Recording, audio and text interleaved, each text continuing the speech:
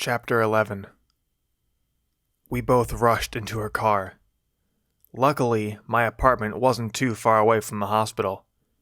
I had been shot a few times, apparently. Mandy seemed to have gotten it the worst.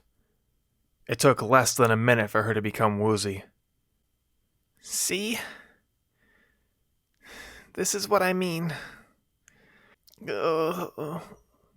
Just keep pressure on it, okay? I said. I was on a ton of adrenaline, so I couldn't really feel anything. She pulled up her hoodie and looked at one of her wounds. I can't tell what that is. Mandy, please! You're losing a lot of blood. We're almost to the hospital. She pressed on her wound. Standard ball ammunition. Full metal jacket. It looks a little small to be 9mm. But maybe it is. This is why I use 10mm. If I was shot with that, I would have gone right down. That was horrible shot placement, too. She started to softly sob. This sucks. Am I gonna die? No, you're gonna be fine, I told her. Keep breathing. The hospital was in sight, but my vision began to blur. I was going into shock. That's not a 22. A 32? I don't know. I don't feel too good. She was going into shock too. I parked in front of the hospital door. Help! I tried to get out of the car, but I fell immediately. I felt a sharp pain in my left leg. Help! Help! I kept shouting as my vision blurred and eventually grayed out. Then I lost my hearing. I never truly passed out, or at least I don't think. I felt myself get jostled around and picked up. I figured I had been put on a stretcher. I think I was either speaking or shouting, "In the car! The girl in the car!" I got a little tap on my shoulder. I assumed that meant that they knew and were on it. It was then I took the liberty to pass out. When I regained my senses, I was in a hospital bed. There was a CNA there checking my vitals. Hey, that girl I was with, is she alright? The girl? We're taking care of her. The two of you were in rough shape, but we're gonna take care of you, okay? I'm actually feeling pretty good and energized. What's the diagnosis? I asked. You were shot in the leg and in the back. It looks like one of the bullets got one of your intestines, so we're preparing you for surgery right now, okay? Oh, okay.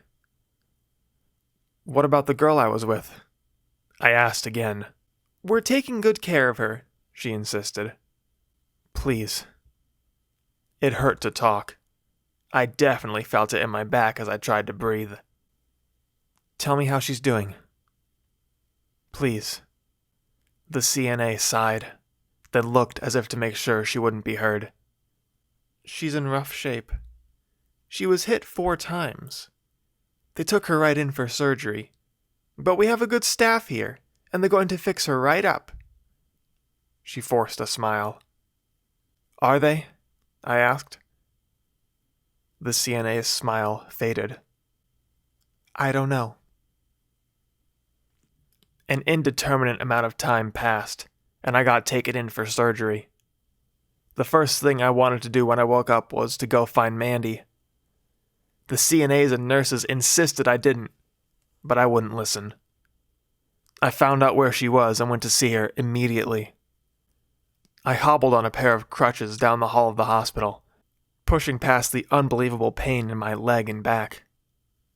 I walked in and there she was, lying in the bed, clothed in a hospital gown. She covered her face and began to sob as soon as she saw me.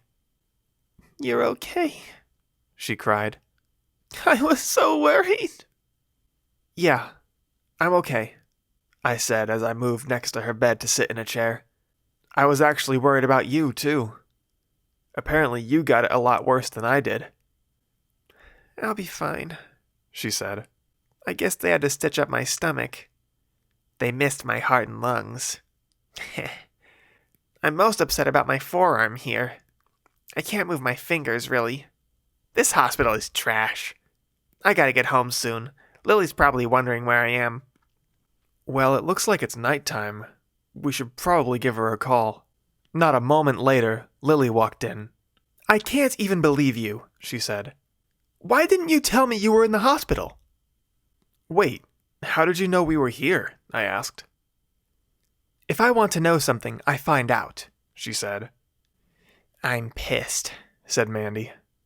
Her sad countenance was gone, replaced with an evil frown and furiously furrowed eyebrows. We got drive-by'd. I'm so angry right now. Lily, I need to know who did this. They shouted Gus Butler sends his regards or something, didn't they? I said. Uh-oh, said Lily. That's the guy that owns the bank. They actually said that? Why would they do something so reckless? Probably because they expected us to die, I said. I'm going to paint this whole damn city with their brains, Mandy grunted. Every last one of them is going to die. I'm going to make them regret failing to kill me. Well, let's focus on getting better right now, okay? I said, trying to calm her down. Lily, do we have that stuff I used last time I got shot? Mandy asked. Lily shook her head. No, you used it all, she replied. Call Daria. Get me some more. I don't care how much it costs, said Mandy. Ugh, Daria? Said Lily, grimacing. Are you sure? Yes, Mandy grunted. Stuff? I said, turning my head back and forth between the two girls. What stuff? Don't worry about it, said Lily. And you need to listen to Jason, Mand. Please, calm down. We'll take care of this. No, Mandy shouted. She gripped her stomach after the shout. No feds. Do not get the feds involved. This is personal. A tear flowed down her cheek. They shot Jace. I'm pissed. Then, please, Mandy, I said. Calm down for me, okay? Focus on getting better right now. She gave me a wide-eyed stare and started crying again. They shot you. How could they? Lily sat on Mandy's other side and caressed her forehead. Shh. Calm down. It's gonna be okay. I took her hand. It's okay. I'm okay. You're okay. Mandy cried even more. Why are you guys so nice to me?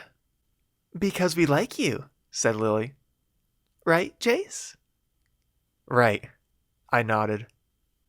So your arm and your stomach? Where else did they have to operate? They got me in the hip. Missed the arteries there. I guess I got grazed on my left side, she said, pointing to where she had been shot. What about you? I guess they didn't get you too good either, huh? I guess they didn't. They got me in the stomach too, and I had to get stitched up inside. I guess we're twinning. Mandy gave a soft smile to that, but Lily rolled her eyes. It must have been awfully stressful for her to see Mandy like this. Although Mandy mentioned this wouldn't be the first time she had been shot. But I left Mandy for the night to rest up. The next morning, Mandy came into my room, dressed in her regular clothes, to pull me out of bed. Come on, let's get out of here. You got discharged? I asked. No? Who cares about that? We gotta get out of here. She pulled me out of my bed. We both hobbled down the hall with great discomfort. It was very difficult. Every step irritated my leg wound, shooting pain up into my pelvis. I could only imagine what sort of pain Mandy was in. Surprisingly, nobody attempted to stop us.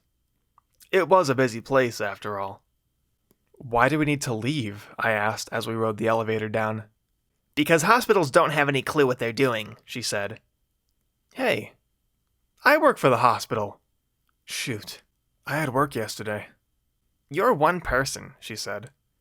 The more people you have sticking their hands in something, the more likely it's going to get screwed up. Oh gosh, I had work last night and I didn't show up, I shouted. I'm sure they'll understand. You had 2 holes blown into you. I wasn't so sure they were going to understand. Lily was waiting for us outside in her cute little car. Hey, babes, she shouted through a rolled-down window. Mandy struggled as she twisted to fit in the car. Ah. Ugh. And then she started crying again. I hopped in the back seat and played with her hair, hoping to calm her down. She leaned her head into my hand like a cat getting petted, so I guess she liked it. I could get you some codeine if you want, Mand, said Lily. Where are you getting codeine? I asked. Lily simply turned her head for a moment and smirked at me. I don't want codeine, Mandy shouted. Nothing addictive. I'll be fine with an aspirin. That's the last thing I need. I'd rather get shot again than get on opiates. Wow, I said. That's remarkable. I don't think I'd say the same. She doesn't drink or smoke or watch porn or anything, said Lily. I'm not getting addicted to anything. Could you imagine me being an addict? Complete train wreck. I'd be in jail in a week. And what good would that do? Just imagine. Me, but even more irritable. Speaking of being irritable, did you get any info for me? I did, said Lily. I got Gus Butler's address and the floor plans to his mansion. Oh, God, what are you going to do with that? I asked. Mandy turned her head to look at me with an evil grin. That depends what the floor plans look like. So you'll be staying with us, Jace? Asked Lily. Huh? I was confused.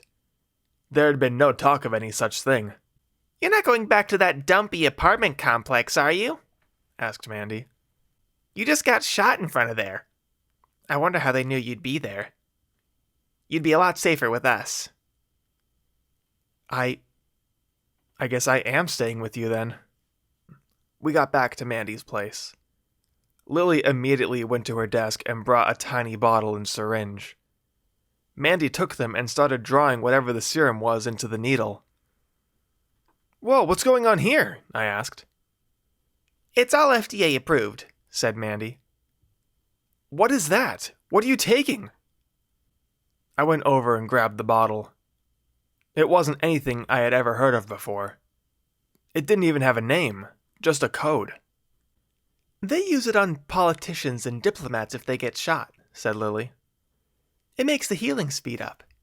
It's actually a chemotherapy recovery drug, mixed with some other stuff. Where the hell do you get something like this? I asked. Lily raised an eyebrow at that question. Why do you even care? Mandy shouted.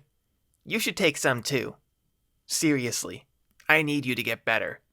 I can't have you limping around Gus Butler's mansion when we go to kill him. First off, I am not going anywhere to kill anyone. Second, I'm not injecting myself with some kind of mystery drug. And if you're going to take that, at least let me give you the shot. I know how to do it right, anyway. So she handed me the syringe. Gosh, 20 IUs? You guys shouldn't be screwing around with this stuff. Besides, didn't you just say you don't take drugs? Addictive drugs. This is FDA approved. I can't be on the bench for 2 months, Mandy shouted. Just give me the drugs. And Lily, pull up those floor plans. Lily pulled up a blueprint on her computer. It was an elaborate floor plan that showed the dimensions of each room, each doorway, each window, each garage, stair, closet, everything. So obviously I'm not going straight into the front door, said Mandy. Can you pull up what the outside looks like on satellite or something? So Lily did just that. It looks like it's tucked into a little dell. Not easy to just walk up to, she said. No, that's actually good, said Mandy. Looks secluded. No other houses around. It makes sense.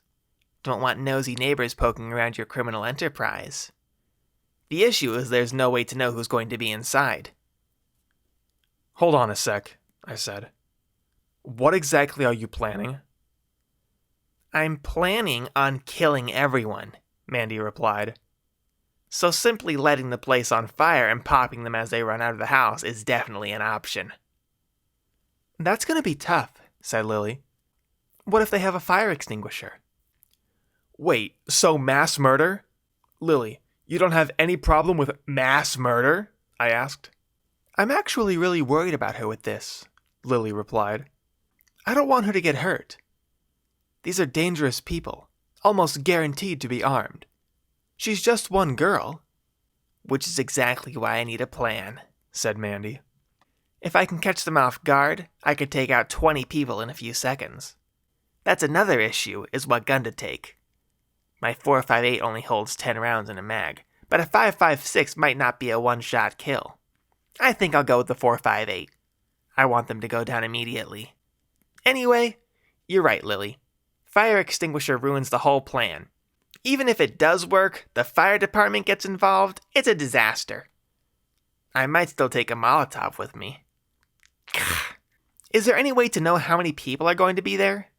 Not really, said Lily. It's kinda out of the city, away from street cams, so there's not any real way to see who's coming and going. We can do a stakeout if you want. There would be no good place to park the car, though. I didn't want to get involved with this at all, but I had an idea. What if you put a camera there yourself? It looks like it's secluded, like you said, so putting a camera in the woods wouldn't be too hard, right? And it's not like these guys go for regular strolls through the trees. I could kiss you, said Mandy.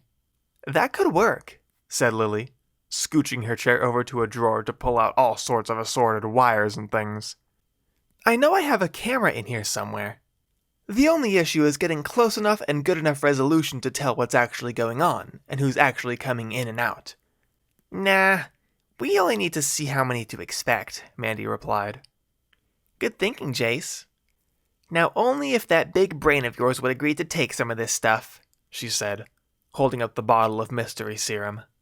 I snatched the bottle from her hand. Whatever. You have another needle?